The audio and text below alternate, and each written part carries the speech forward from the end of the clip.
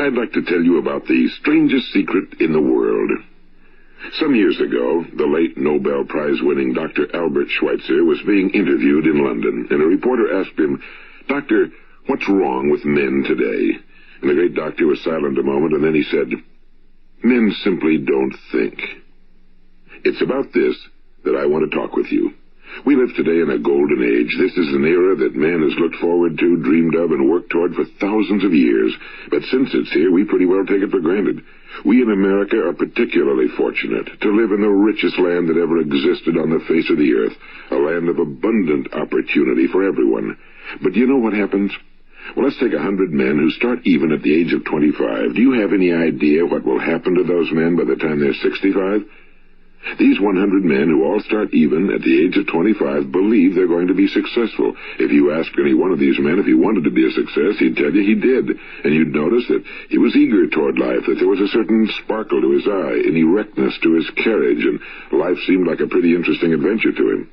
But by the time they're 65, 1 will be rich. 4 will be financially independent. 5 will still be working. 54 will be broke. Now think a moment. Out of the 100, only 5 make the grade. Now why do so many fail? What has happened to the sparkle that was there when they were 25? What's become of the dreams, the hopes, the plans? And why is there such a large disparity between what these men intended to do and what they actually accomplished? When we say about 5% achieve success, we have to define success. And here's the best definition I've ever been able to find. Success is the progressive realization of a worthy ideal. If a man is working toward a predetermined goal and knows where he's going, that man is a success. If he's not doing that, he's a failure. Success is the progressive realization of a worthy ideal. Rollo May, the distinguished psychiatrist, wrote a wonderful book called Man's Search for Himself. And in this book he says, the opposite of courage in our society is not cowardice. It is conformity.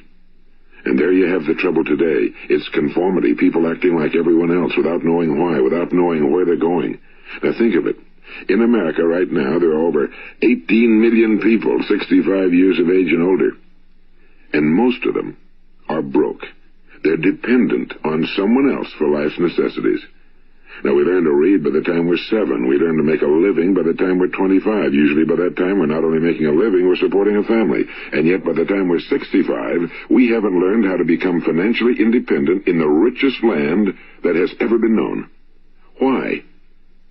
We conform. And the trouble is that we're acting like the wrong percentage group, the 95 who don't succeed. Now, why do these people conform? Well, they really don't know. These people believe that their lives are shaped by circumstances, by things that happen to them, by exterior forces. They're outer-directed people. A survey was made one time that covered a lot of men, working men, and these men were asked, "Why do you work? Why do you get up in the morning?"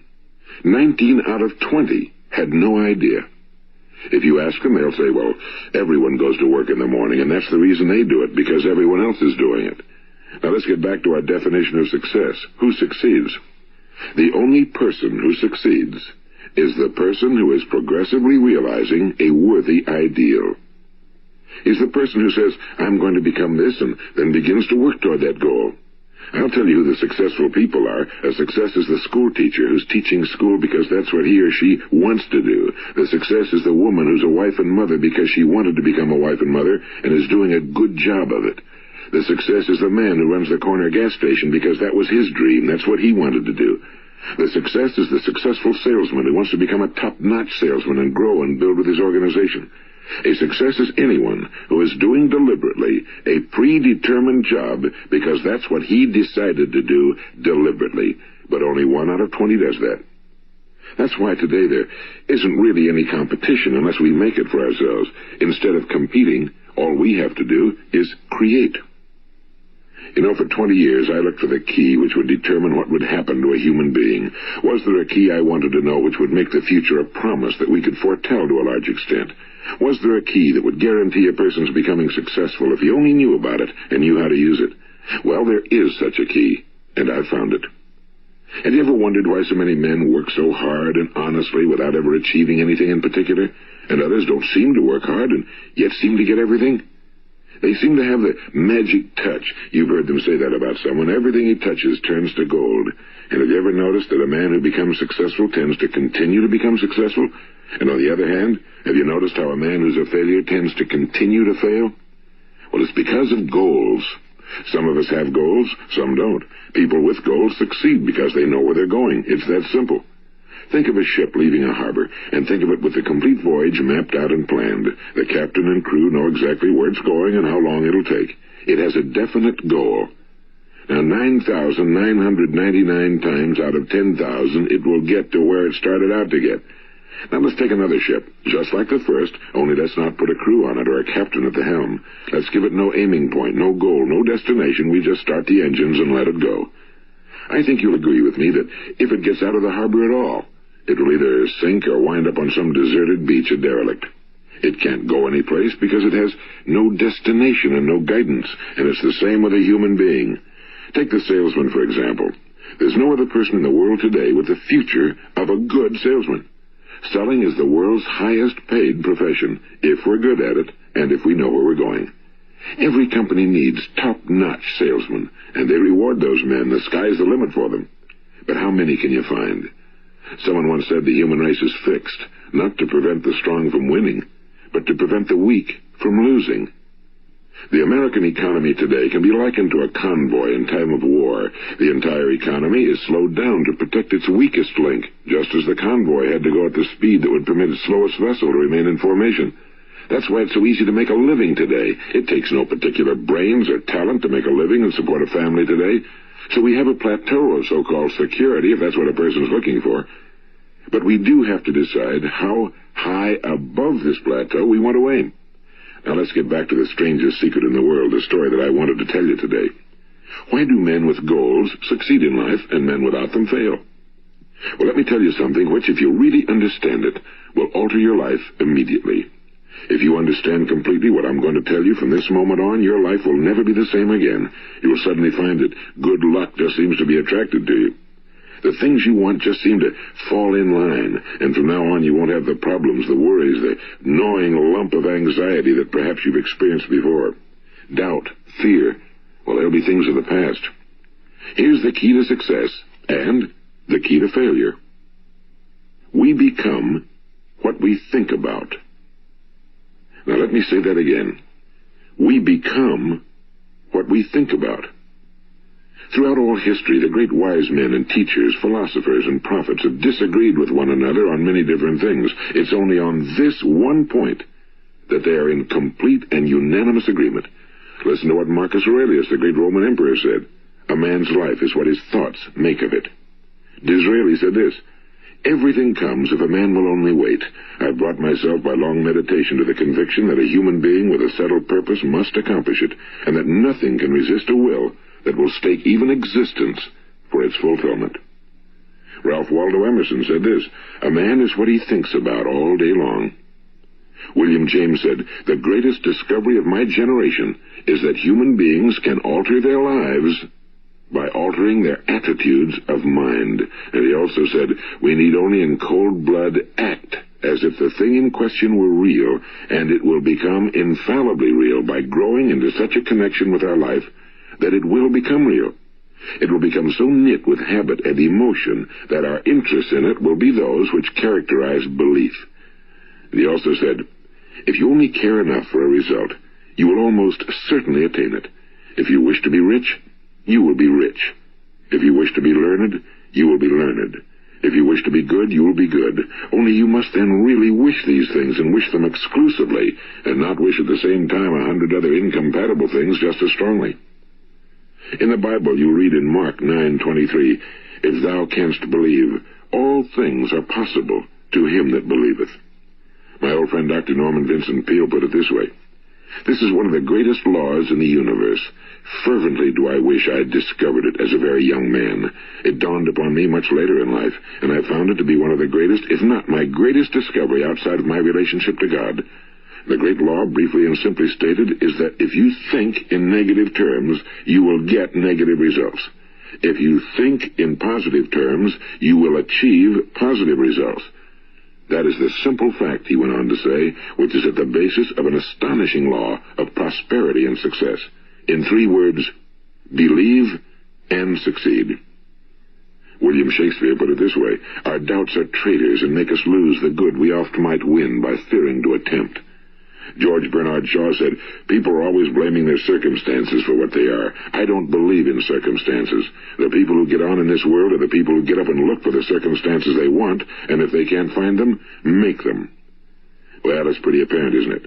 And every person who discovered this for a while believed that he was the first one to work it out. We become what we think about. Now, it stands to reason that a person who's thinking about a concrete and worthwhile goal is going to reach it, because that's what he's thinking about, and we become what we think about. Conversely, the man who has no goal, who doesn't know where he's going, and whose thoughts must therefore be thoughts of confusion and anxiety and fear and worry, becomes what he thinks about. His life becomes one of frustration and fear and anxiety and worry. And if he thinks about nothing, he becomes nothing. Now, how does it work? Why do we become what we think about? Well, I'll tell you how it works as far as we know. Now, to do this, I want to tell you about a situation that parallels the human mind. Suppose a farmer has some land, and it's good fertile land. Now, the land gives the farmer a choice. He may plant in that land whatever he chooses. The land doesn't care. It's up to the farmer to make the decision. Now, remember, we're comparing the human mind with the land because the mind, like the land, doesn't care what you plant in it. It will return what you plant, but it doesn't care what you plant. Now, let's say that the farmer has 2 seeds in his hand. One is a seed of corn. The other is nightshade, a deadly poison. He digs 2 little holes in the earth, and he plants both seeds, one corn, the other nightshade. He covers up the holes, waters, and takes care of the land, and what will happen? Invariably, the land will return what's planted. As it's written in the Bible, as ye sow, so shall ye reap. Now remember, the land doesn't care. It'll return poison in just as wonderful abundance as it will corn. So up come the 2 plants, one corn, one poison.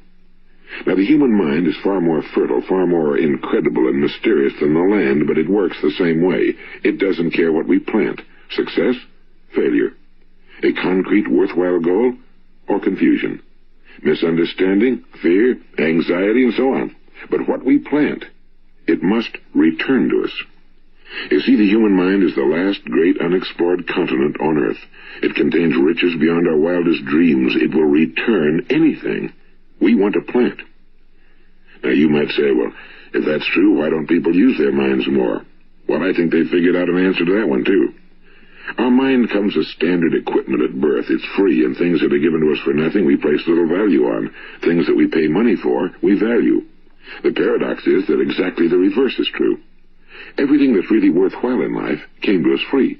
Our minds, our souls, our bodies, our hopes, our dreams, our ambitions, our intelligence, our love of family and children and friends and country, all these priceless possessions are free. But the things that cost us money are actually very cheap and can be replaced at any time. A good man can be completely wiped out and make another fortune. He can do that several times. Even if our home burns down, we can rebuild it. But the things we got for nothing, we can never replace. The human mind isn't used because we take it for granted. Familiarity breeds contempt. It can do any kind of job we assign to it, but generally speaking, we use it for little jobs instead of big, important ones. Universities have proved that most of us are operating on about 10% or less of our abilities. So decide now, what is it you want? Plant your goal in your mind. It's the most important decision you ever make in your entire life. What is it you want? You want to be an outstanding salesman? A better worker at your particular job? Do you want to go places in your company? In your community? Do you want to get rich? All you've got to do is plant that seed in your mind, care for it, work steadily toward your goal, and it will become a reality. It not only will, there's no way that it cannot. You see, that's a law, like the laws of Sir Isaac Newton, the laws of gravity. If you get on top of a building and jump off, you'll always go down. You'll never go up, and it's the same with all the other laws of nature. They always work. They're inflexible. Think about your goal in a relaxed, positive way. Picture yourself in your mind's eye as having already achieved this goal. See yourself doing the things you will be doing when you've reached your goal. Ours has been called the phenobarbital age, the age of ulcers and nervous breakdowns and tranquilizers. At a time when medical research has raised us to a new plateau of good health and longevity, far too many of us worry ourselves into an early grave, trying to cope with things in our own little personal ways, without learning a few great laws that will take care of everything for us. These things we bring on ourselves through our habitual way of thinking. Every one of us is the sum total of his own thoughts. He is where he is because that's exactly where he really wants to be, whether he'll admit that or not. Each of us must live off the fruit of his thoughts in the future, because what you think today and tomorrow, next month and next year, will mold your life and determine your future. You're guided by your mind. I remember one time I was driving through eastern Arizona, and I saw one of those giant earth-moving machines roaring along the road at about 35 miles an hour with what looked like 30 tons of dirt in it. A tremendous, incredible machine, and there was a little man perched way up on top with the wheel in his hands guiding it. And as I drove along, I was struck by the similarity of that machine to the human mind. Just suppose you're sitting at the controls of such a vast source of energy. Are you going to sit back and fold your arms and let it run itself into a ditch? Or are you going to keep both hands firmly on the wheel and control and direct this power to a specific, worthwhile purpose? It's up to you. You're in the driver's seat. You see, the very law that gives us success is a two-edged sword. We must control our thinking. The same rule that can lead a man to a life of success, wealth, happiness, and all the things he ever dreamed of for himself and his family. That very same law can lead him into the gutter. It's all in how he uses it, for good or for bad. This is the strangest secret in the world.